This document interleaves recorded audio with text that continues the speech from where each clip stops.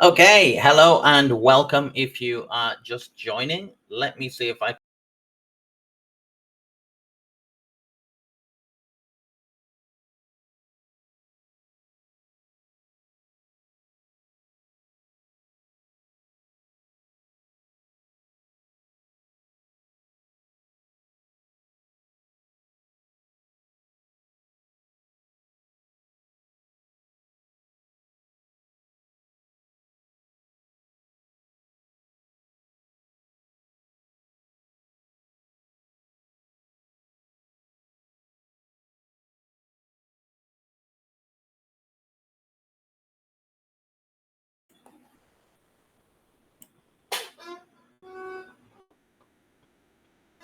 Okay, hello everybody. Some people are watching on YouTube and others should be watching at OTC. We're going to start in 5 minutes.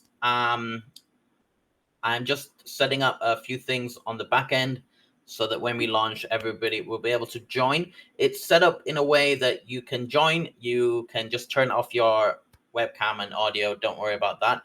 Um, you don't even have to connect it. I think you can join as a guest as well. Okay, so I'll get started in about 5 minutes. Okay, cheers, guys.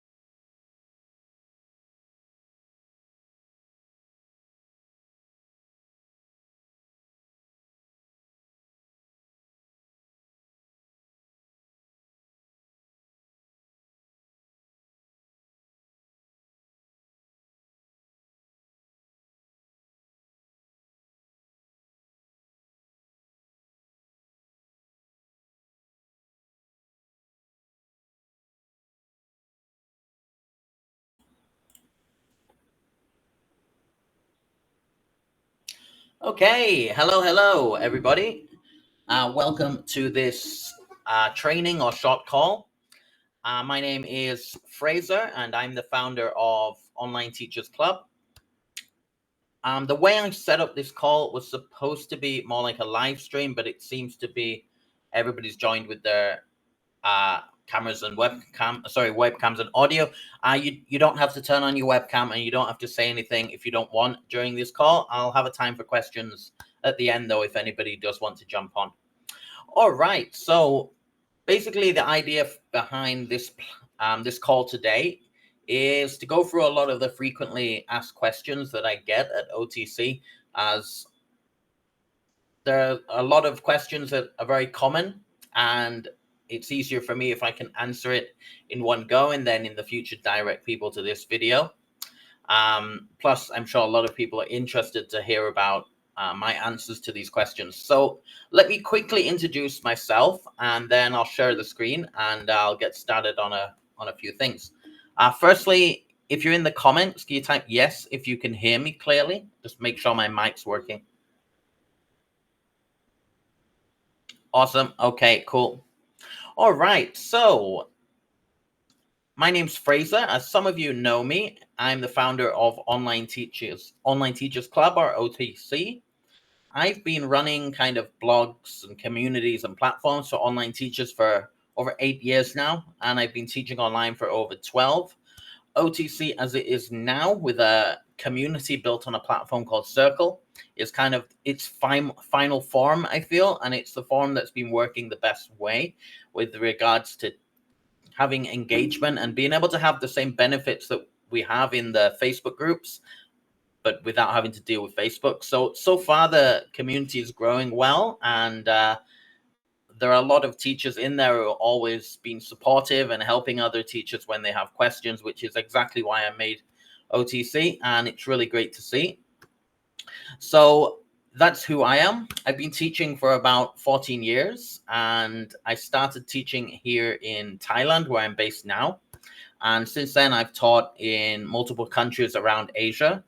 And for the last, I'd say, 8 years, the majority of my teaching has been online, although I've done a few short-term gigs in schools here and there. The majority of my time has been focused on online teaching. And for the last 5 years, I've been totally independent, which means I don't work with any companies. I work direct with clients and parents. And a lot of other teachers want to do the same. So that's another reason I created OTC, to kind of help other teachers do it. Some people might say, why don't you just keep quiet? You're giving other people access to the market. But I think this market is so large that it's not going to make a difference. Yeah.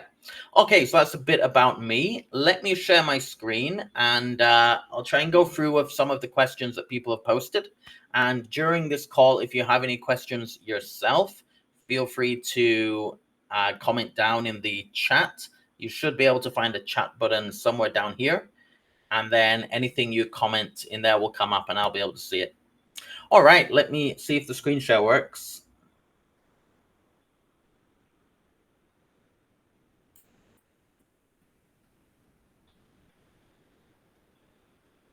Okay, cool. Can everybody see the screen?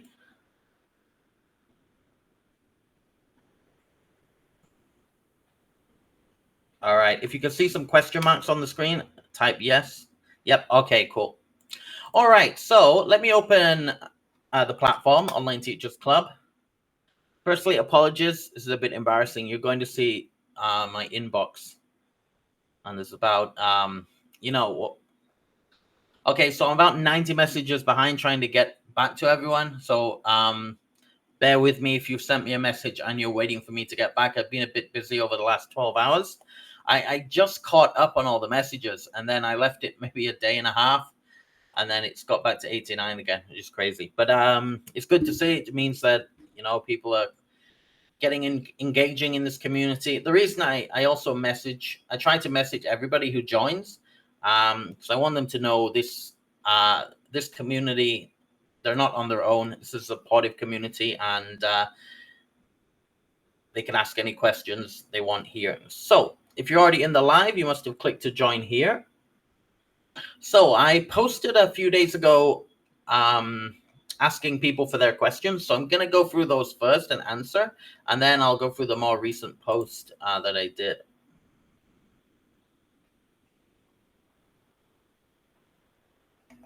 Let me find it. There's been quite a few posts since then. So if you're in the chat, let me know where you're from, where you're logging in from in the world, and what kind of position are you in at the moment? Are you looking for work, wanting to move from companies to being freelance, or wanting to even build your own little school? Where are you? What stage you're at, and what are you hoping to do? Okay, if you want, you can type that in the chat. It'll be good to see what different people are doing and different situations people are in. Okay.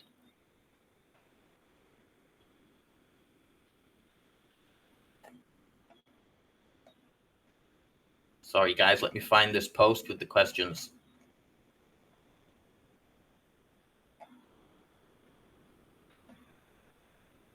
Okay, I think I asked. Okay, good. So I'm going to go through these questions first, and then I will jump in. But I'll let you know, basically, most of the questions, what it's going to cover is how do I get an online teaching job? How do I find my own students as an independent teacher? Which online school is best, if any? How much should I charge as an independent teacher? And where can I find students? How do I deal with different time zones? And how can I improve my chances of getting an online job by improving my resume and introduction video? And then a little bit on the technical side of things and applications and tools that can help you along the way. So let's start with Rennie. I just started my journey, and I was wondering, how do I decide which school to pick? There are some red flags and important questions to ask. Thanks. So this is basically the common question that I get: which company is best? How do I know which one's best? So unfortunately, there is no amazing, this is the best company. If you asked me 5 years ago, I would probably say this company, this company, and this company are great. The market has changed a lot recently, and it's become a lot more saturated. But there are more smaller companies than they used to be. It used to be dominated by 5 or 6 huge companies. Well, I'm talking the Chinese market. But then other markets were also dominated by just a few players. Now it's a lot more saturated. So there's a lot more smaller companies involved. Not every company is huge now. So which company is best? Where do you apply? I'm not going to recommend a specific school just because there isn't one that stands out to me that it's so amazing that I can recommend everybody to go there. But if you want to know which positions you should apply for, so I'm currently helping somebody get into the online teaching kind of market. They're somebody who's never worked online before. Well, they've maybe done some bits and pieces online, but they've never taught, and they're moving into teaching. And this is the exact process I recommend to everybody who's just jumping in and they really need to get a job and start getting some income teaching online. So firstly, you need to make sure that your resume and your introduction video is to a high standard. So you'll be surprised how many people they're the perfect teacher, but they just don't get the job because the application they send just gets ignored. So I used to recruit for a couple companies. So I dealt with receiving hundreds and hundreds of applications, and I know exactly what the schools are looking for. They want to see, firstly, they don't want a 10-page resume, which lists every job that you've ever had. You'd be surprised by the amount of teachers have 3, 4, 5, 6, 7-page resumes.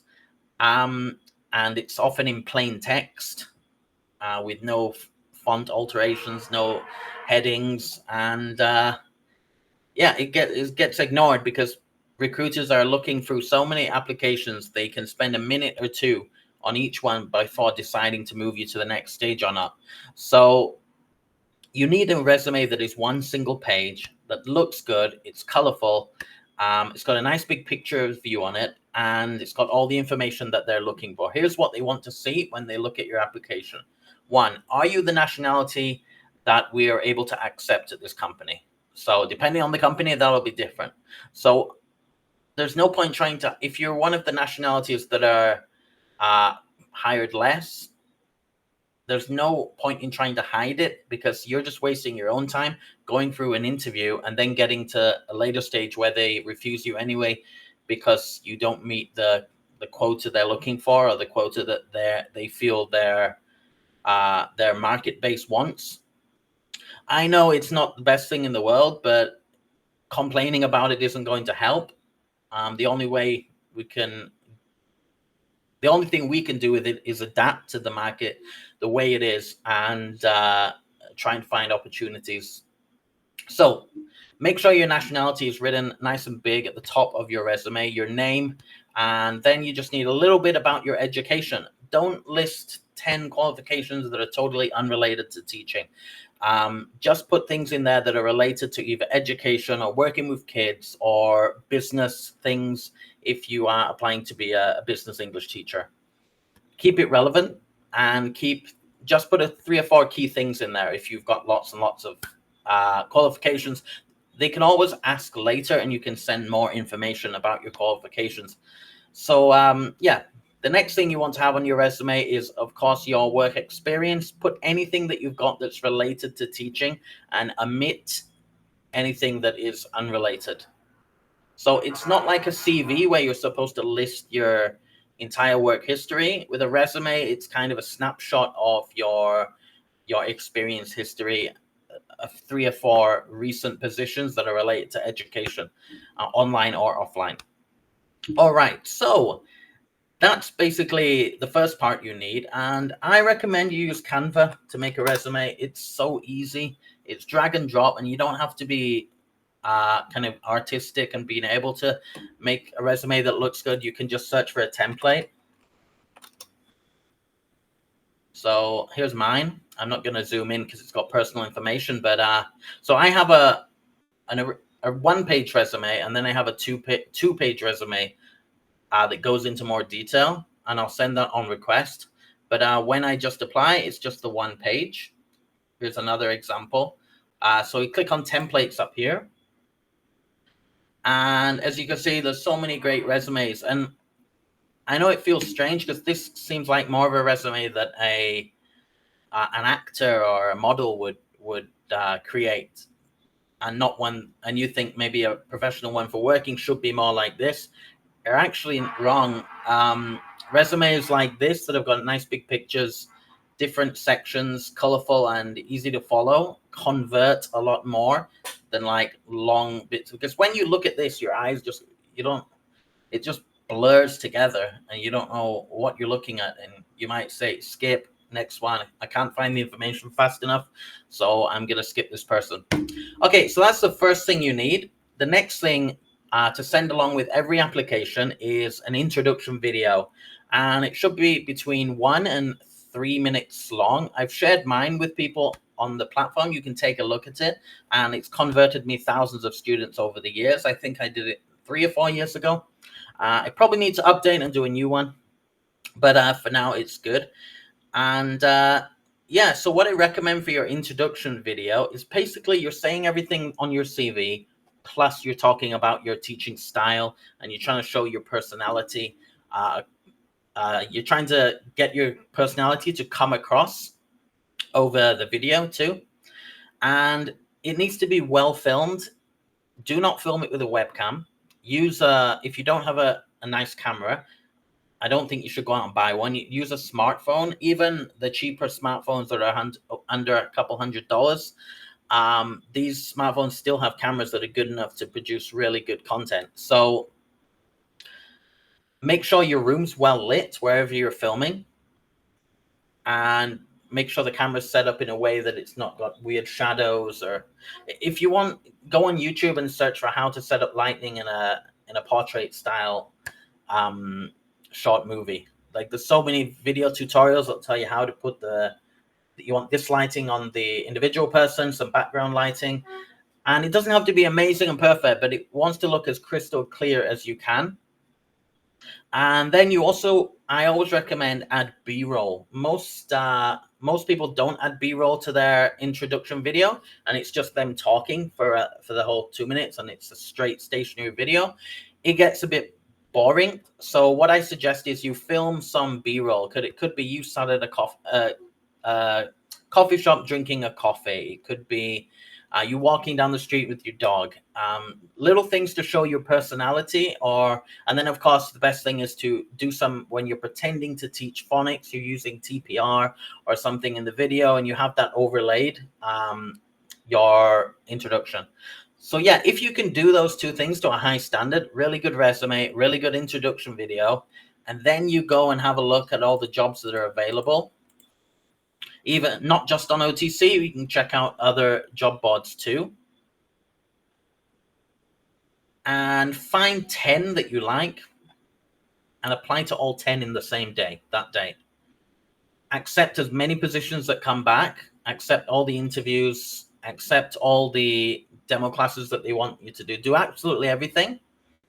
And then start accepting as many as you can. Now, there's going to be some cases where this school wants you to have Monday to Friday, 5 p.m. to 8 p.m. dedicated to them. So you've got to work it out. I'll give you Monday to Wednesday, I'll give you Thursday to Friday. The thing is, when you start, you don't know if a company is going to fill your schedule. So if you give all your availability to one company, the first one you apply for, you might be sat on your ass not getting any hours for weeks on end. That's the reason why I recommend applying for multiple schools at the same time and accepting multiple positions and then trying to bounce them against each other. Once you realize which ones are giving you bookings at a rate that you want and which ones aren't, you can drop companies that are not working for you in the future. I know it's really messy, and it's not a way, in any other industry, it's not a way you'd go about doing things, but this is what works best. If you want to get into a job and start earning as quickly as you can in the online teaching industry. So as you can see, you can have a look at all the jobs here at OTC. I think there's over 100 jobs now, if you keep scrolling down. Then if you want to do further research, I recommend looking at our company list. So we've built a database of every school that we could find, and we've used AI to summarize the reviews from job review websites for each company, summarize the positive and the negative reviews, so you can look at those by hovering over the smiley faces and the sad face. And you can also vote companies that you think are good up. I've already voted, so I can't vote this one again, or down. Now, this hasn't really worked too well yet because Duolingo at the top makes no sense, as it doesn't hire that many teachers. Italki, it makes sense why that's pretty high, because if you market yourself well on Italki, you can set a really good rate and you can make a good income. But yeah, I think because not enough people have voted, it doesn't represent really which is the best and which is the worst yet. Hopefully it will in the future as more people use this list. But for every company, you can click on it and it will take you to a profile page that gives you even deeper information about it. And then a link where you can apply if you wish to. And these are not affiliate links, so they're not links where we're making money from affiliates. I'm not affiliated with any of these companies. I don't recommend any over the other, but they're just here so you can do some research.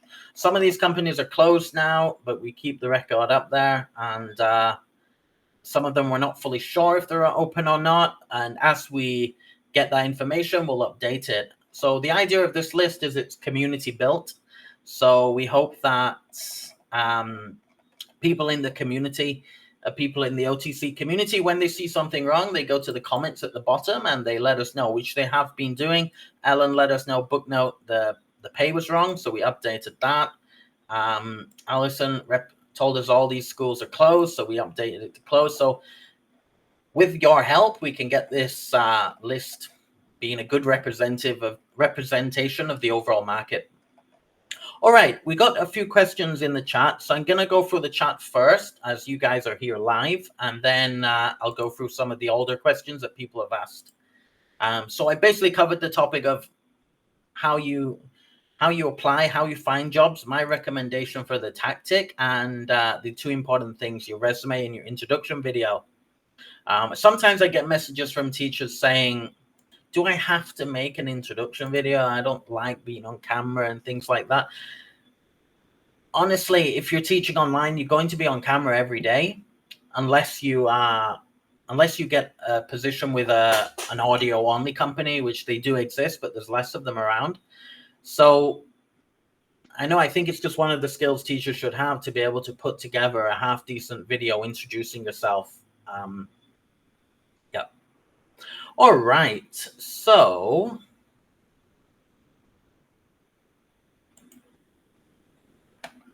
let's see here. I would show you the introduction video that the person I'm helping with now, because it's a good way to show what you can do in a short time, because he did it in one day. But I don't know if I've got his permission or not yet, so I'm not going to risk sharing it. But yeah, so let me have a look at the chat. Hello, Laura. Welcome from Romania. Very nice. Andrew Tate's country. Well, not his country, but anyway. Laura, welcome. Katie. And anyway, apologies if I pronounce names wrong. There are people in here from all over the world and from countries sometimes that I have no idea how their name's pronounced. So apologies in advance. Carrie, welcome from Canada. I'm currently on Preplay, and I'd like to be independent. So Preplay is one of the create a profile type companies. Is it Preplay or Preplay? How do you say it? Preply. It's Preply, like preparation. What am I saying? So Preply is one of the create a profile type companies. You make a profile and they market you to students, and you pay a commission to them per class, basically. These can be great for people that want to be independent, but don't want to market themselves. They don't want to spend money and effort on the actual marketing. Although on Preply and things like that, sometimes you can do extra marketing yourself too. But these are good for that. But I've heard Preply is one of the lower end ones with regards to how teachers feel about it. The commissions are quite high, and their algorithm that ranks teachers seems to make it hard to get classes for some people. These platforms are competitive, so you're jumping in with a pool of 10,000 teachers who also want the students. So they're competitive. And these ones, you definitely need a really good introduction video and a really good profile, and you have to be good at demo classes and converting students from demo to paid student. But they can be good option. I recommend, if you're an English teacher, go ahead and sign. There's no harm in signing up and having a profile on these places, even if you don't use them. Italki is the one that I taught on a lot about 5 or 6 years ago. I still have my profile, and I still have a few students a week that book me through here. My profile's turned off for public students, but regular students that know me can rebook me if they find a suitable time. But yeah, I charge $35 an hour on italki, and I get enough bookings when I was using it full time, and now I still use it here and there, and it's pretty good. Italki is closed for English teachers. Yeah, Sanchia, it depends on the month. So Italki goes through recruiting drives for different languages at different times of the year. So you've got to kind of keep an eye on it to see, as soon as your language opens, go ahead and apply at that time. But you've got to check the website to see the next time that English is going to be available. I don't think they announce it in advance. Sometimes they'll just start, and you'll see that there's a page you can go to. I can't remember where, but you'll find a page that shows you which languages they're recruiting for. Sanchaya says she's looking every day, so that's good. So yeah, you can also teach other languages though on italki, and I have a few non-native teachers who I've worked with before, and they were just unhappy that the only offer they were getting was $3, $4, $5 an hour, and I recommended they teach their own language or other languages that they have. And one of the teachers that I did that with, she's from Namibia, and she now teaches some of the like rare language, one of the lesser known languages of Namibia on Italki, and she has almost a full schedule, and she's even teaching members of what's it called now? What's that American organization? Peace Corps. Some of the Peace Corps members, they all book her classes now. So yeah. All right. So let me go through some of the other chat messages. So welcome, Carrie from Canada. And you do it full-time and travel. That's excellent. And you want to move from Preply to be independent. I feel like Preply, Outschool, what's the other one called? Awesome Learner, italki. These are all good kind of stepping stones on the way to becoming fully independent. So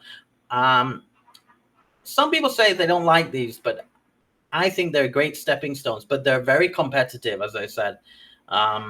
Okay, Lynn. Hello, Lynn from Johannesburg. So South African teachers, I looked at the stats, and you guys make up about almost 40% of the membership of Online Teachers Club. So you're definitely in the right community. Welcome. You're working on 2 platforms teaching adults and looking to go independent. Okay, so I will get to the independent topic stuff soon, because that seems like a lot of you are interested in that. Katie from the US, but live in Ecuador. Wow, beautiful country, Ecuador. Good choice. I have my own private teaching company. Excellent. And I also work with companies while I'm working on increasing my... Yep, that's fine. That's what most teachers do. I don't recommend you quit your... leave your companies and quit and move to... and suddenly just try to be independent. You need to do it on the side, build up a profile, build up a student base. And then when you feel confident that you can make enough from your private students, you can start reducing hours with your companies until you don't work with them anymore. Okay, Tammy, I'm in Bangkok. I used to live in Bangkok too. I would like to teach online and freelance at language centers in person. So I've talked a little bit today about applying with companies and how you can, what my tactic would be if I was applying now. And yeah, and you want to freelance as well. So we will get into freelancing a little bit later. Okay. Bangkok's a great place to live, but not for me. It's too smoggy, too much traffic and too much smog. But I do like visiting. I have friends in Bangkok, but I wouldn't want to live there. Yeah. Also, another guy from the land of smiles, member 14207, thinking about going freelance. Again, another freelance question. So I think I'll move on to that topic pretty soon.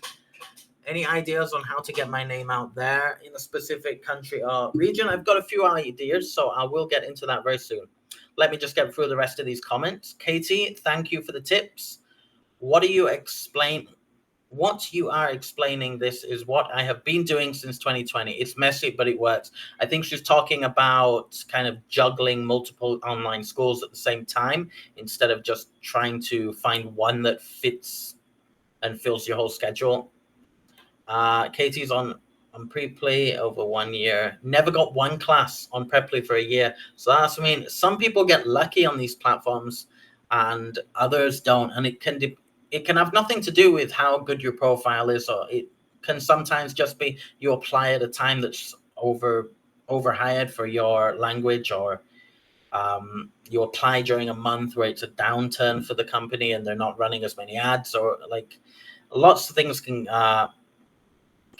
decide the reason why you may or may not get success with these type of things. I was putting in my application recently because so many teachers were applying. Okay. Italki is closed for English. Yep, we discussed that.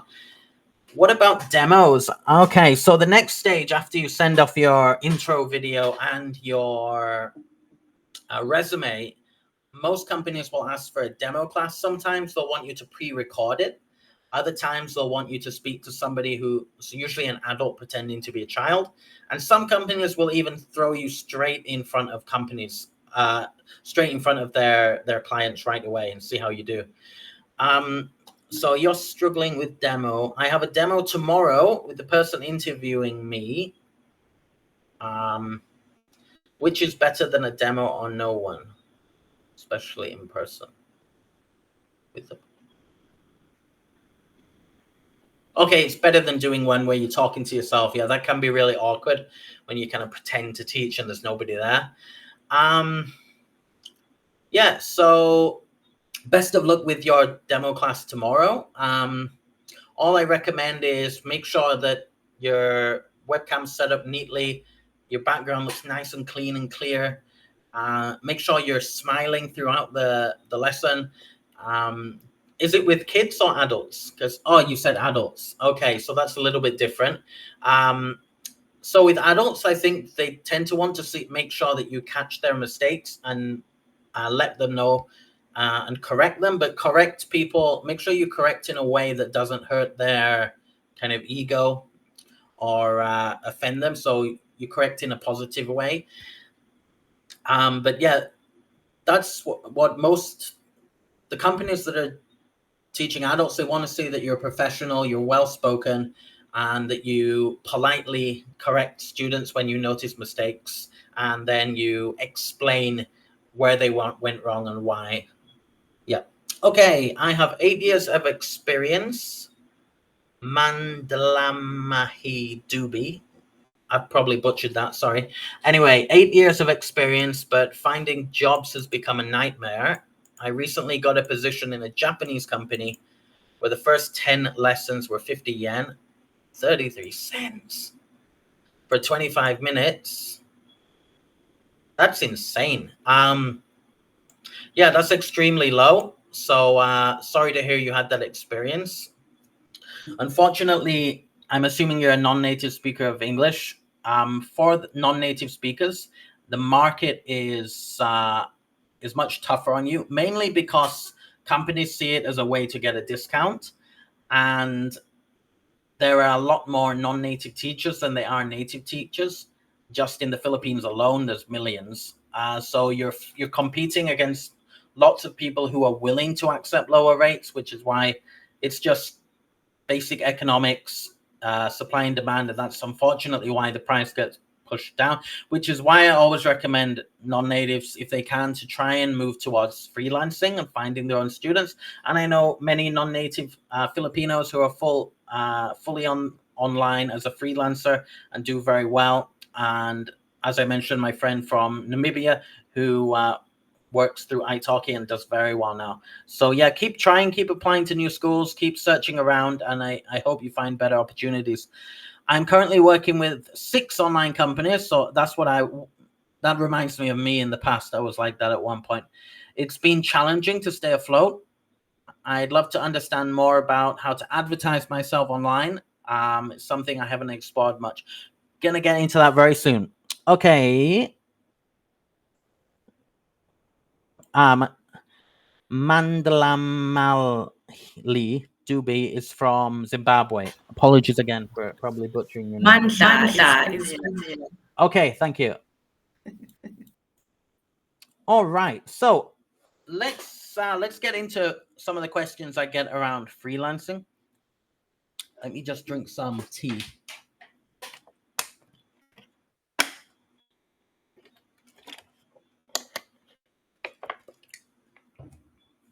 Okay, so let me open a whiteboard.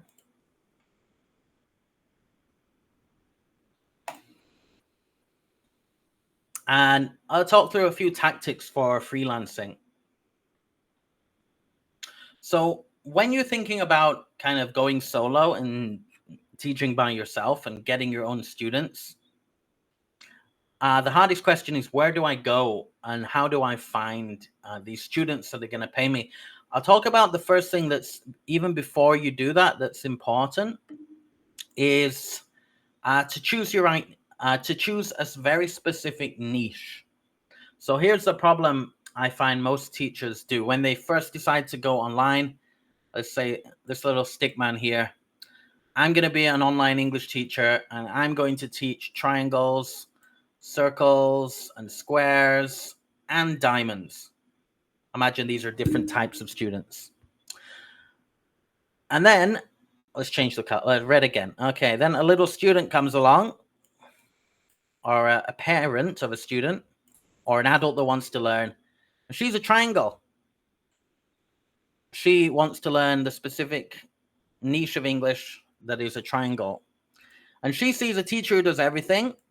And then she sees another teacher who only does or markets themselves mainly as a teacher for exactly that. Who are they going to choose? This is why teachers who say they can do everything and try to market themselves as everything teachers tend not to find as many students and struggle to find students. You've really got to choose a specific niche. So when I say niche, obviously triangle, circle, square, and diamond represent different things. For example, I'm going to target primary school primary school students in Vietnam that want to improve their English to take the Cambridge English test. So you focus on that tiny niche, not only choosing a niche as in a subject, but also choosing a niche demographic that you want to target. And so then you've got to market yourself as the expert at doing that. So you want to show that you're experienced working with Vietnamese students. You understand a little bit about their language, so you understand the difficulties they have when it comes to pronunciation and grammar structure and the mistakes that kind of come through their native tongue with mother tongue interference. And you know exactly how to help them with that. That's how you need to market yourself. And then you need to individually target those kind of students. So you need to say, where do Vietnamese students hang out? So Vietnamese students love Facebook. I think Vietnam was one of the most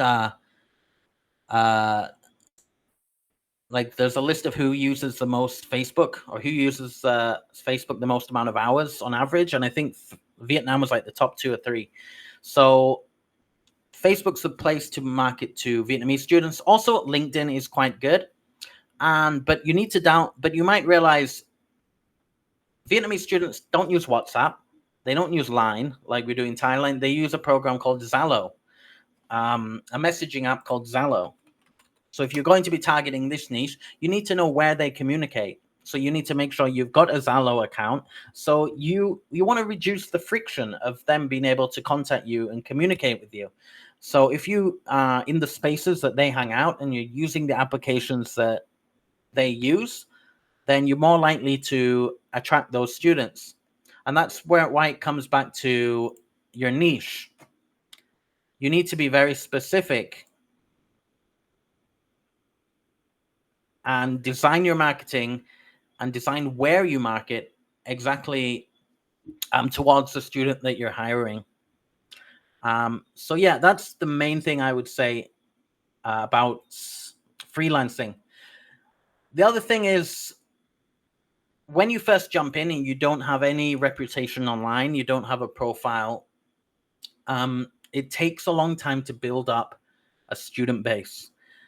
So you need to make sure that you're on all the social media websites where your students or your students' parents hang out, and you need to make sure you're there every day. You're posting every day, video content, written content, and even photo content, and maybe a little quizzes that your students can comment on during the day.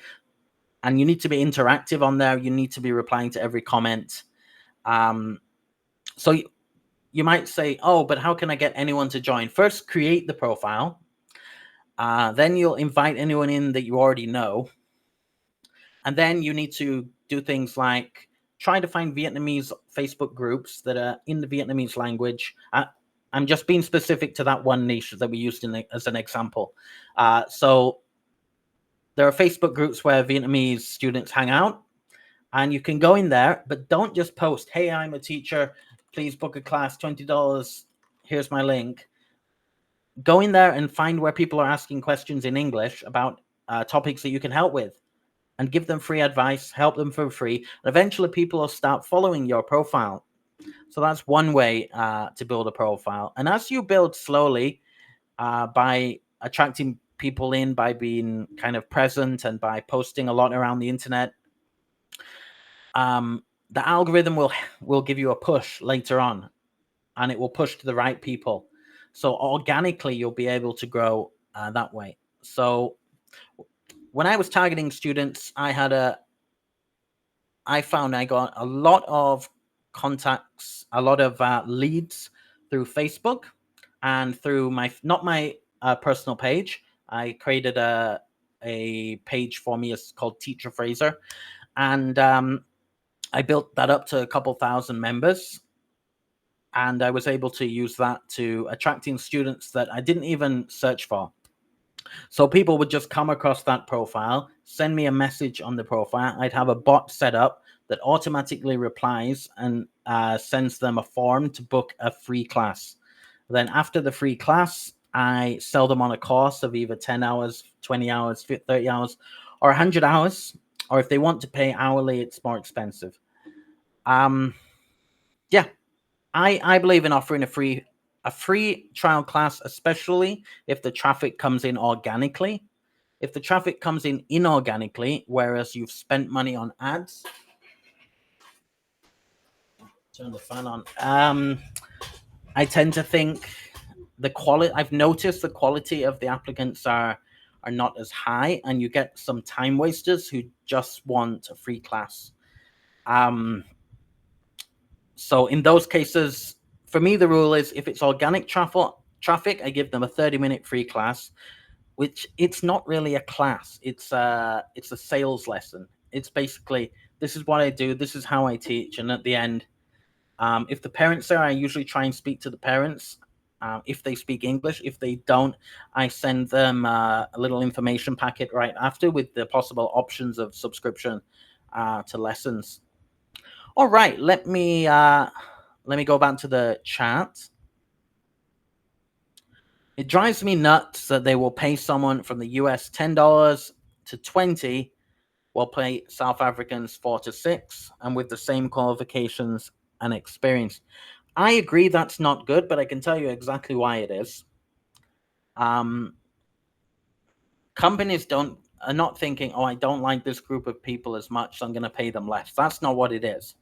It's in their marketing in the past, they've noticed this group of people are really good teachers, but generally we're able to negotiate really low rates with them.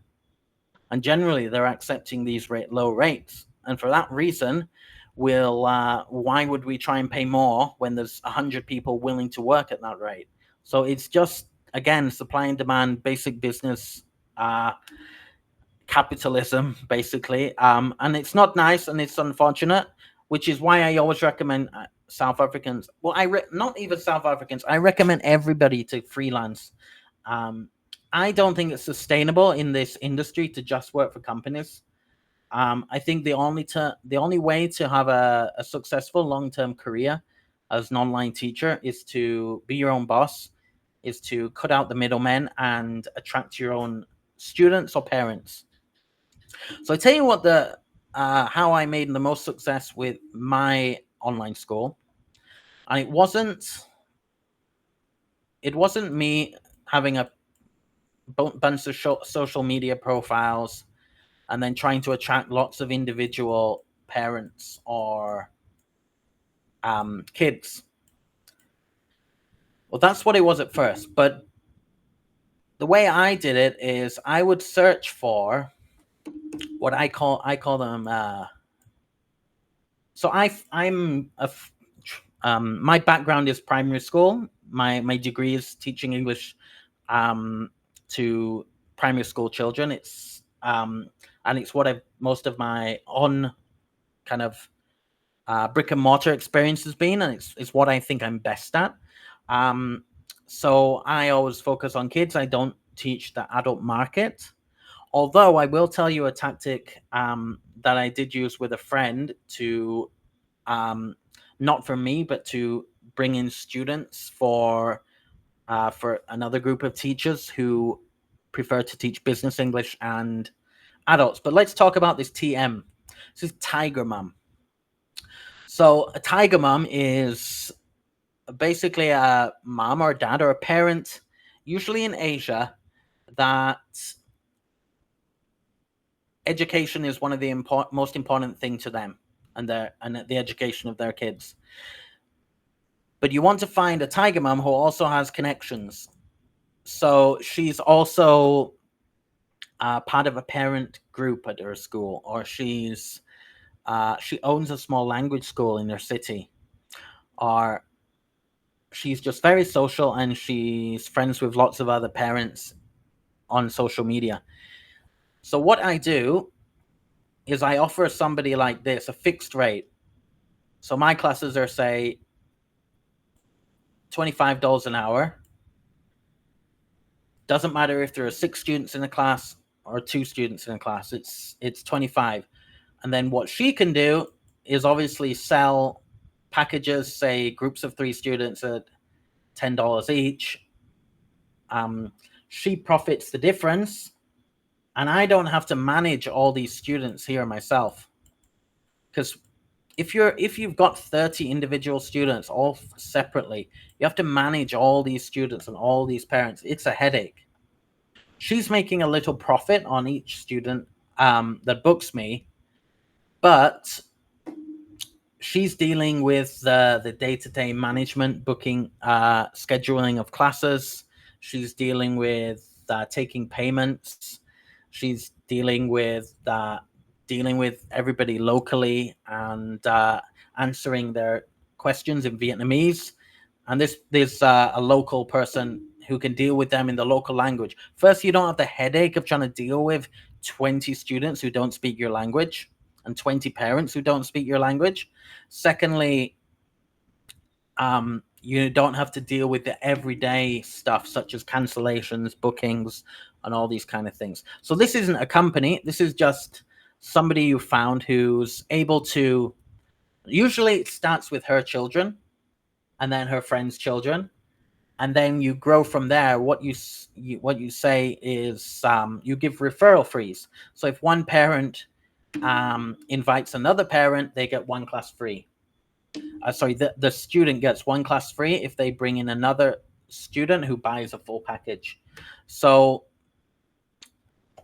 and I don't just have one parent. I'll have maybe one in this city, one in another city, one even in another country, dealing with local markets. And the idea is you keep building it. You keep trying to find more of these tiger mums.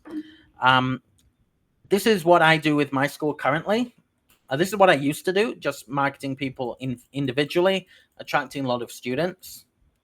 Now, sometimes if a student comes to me directly and they're in that area of that person, I'll put them under that person so I don't have to deal with the everyday management bullshit that you don't want to do. You want to focus on the teaching. So this is what I would recommend if you're teaching kids. If you're doing business English and you want to teach adults and business English, what I did with my friend's company before that worked out very well, and he's still successful and keeps expanding now, is you don't try and search out individual men and women who want to learn English for their job. Instead, you search out companies and you market to companies. So you may say, I'm going to target Shanghai. You do some research on the internet and you find all the IT companies in Shanghai. Now, a lot of IT companies, they're building Chinese software that gets used internationally. So they often have a team of people that need to speak English. And they often have all these companies generally, especially in Asia, but in other countries too, they often have a budget that's set aside for training.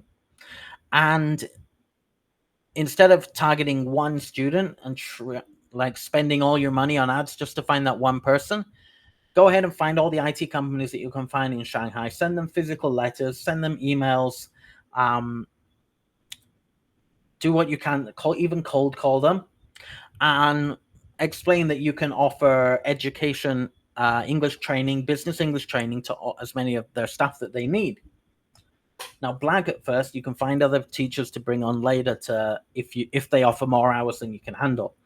But this is what's worked for a friend's business, and it's what I would recommend. So you don't have to do Shanghai.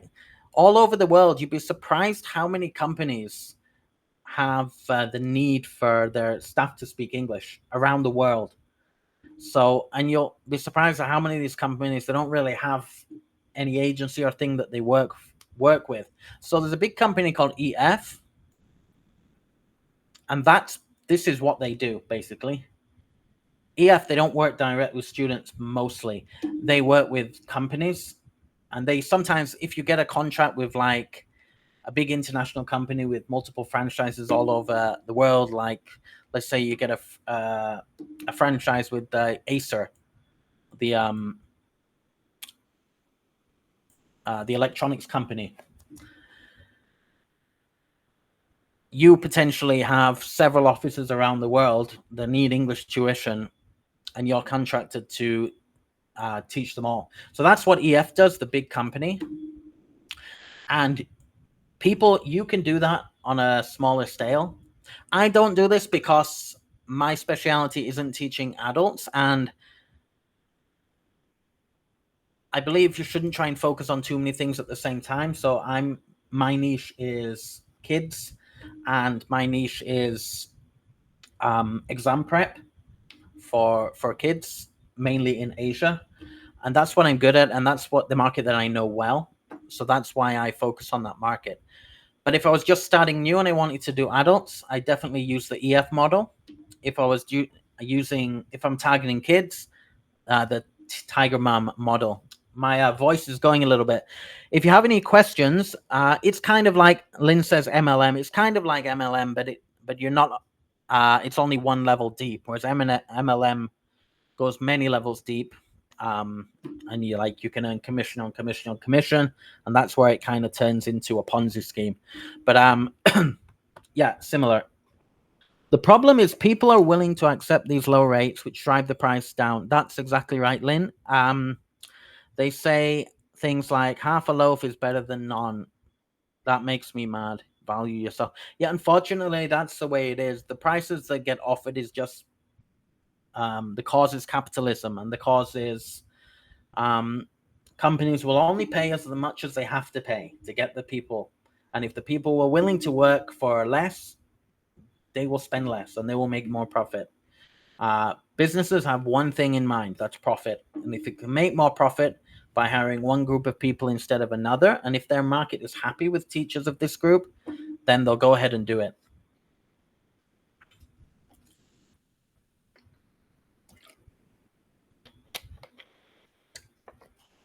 All right. Sorry for my horrible scribbles. But hopefully that makes some sense. And those are two tactics you can use to, and neither of these tactics require you to market yourself on a large scale to lots and lots of students. But some teachers do go down the route where they just target individuals in one niche. But the key is they're targeting in one small niche. Katie says, how do you feel about pre-selling recorded courses? Very good idea. I have some pre-recorded courses on AI. So it's actually, I have some pre-recorded lessons on AI that are targeted to non-native speakers of English. Sorry, my voice is going. But it's the lessons are taught in a way where it's suitable for those with, say, A2 to B1 level English are able to follow it. And I have I think it's 12-hour course, and it's 12 individual videos, and after each video they'll have worksheets and little tasks to do. But I definitely recommend selling pre-recorded courses because that's a way of scaling. You can sell those courses over and over and over again, and you don't have to do much extra work apart from the initial filming and creation of the course. So yeah, definitely recommend it. All right, guys, I'm losing my voice a bit here, so I'm going to take a few more questions, and then I'm going to wrap it up today. Let me just go back and make sure I haven't missed anyone.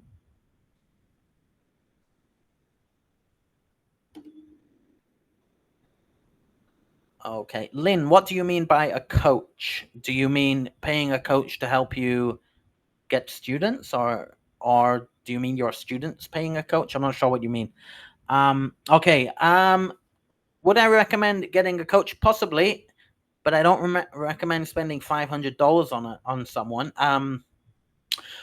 There are a lot of teachers out there that advertise a teacherpreneur expert, become a teacherpreneur, and then they try and sell you on $1,000 course or even a few $100 course. I don't recommend spending that kind of money on those kind of people that hype up and try to sell kind of they do high pressure sales, uh, top tier kind of marketing, and they're overpriced, and they're all about emotional selling, and I don't like it. And I think a lot of teachers waste their money on these courses when they could get the same value from watching YouTube videos or taking a Udemy course that's $20. So yeah, Udemy is great. I love Udemy. It has tons of courses that are all between like $5 and $20, and they always have like 80% discounts. So some of my courses used to be on Udemy as well, but we took them off and now they're just on OTC. But yeah, Udemy is good for selling courses as well. So if you've got your own courses and you want to sell them, Udemy is good. But yeah, I wouldn't pay a coach a stupid amount of money for training. Yeah. All right.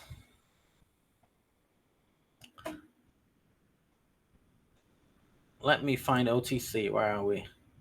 So I recently posted today for people who are going to watch the recording if they have any questions. So I have to get through those before I finish, but let me check.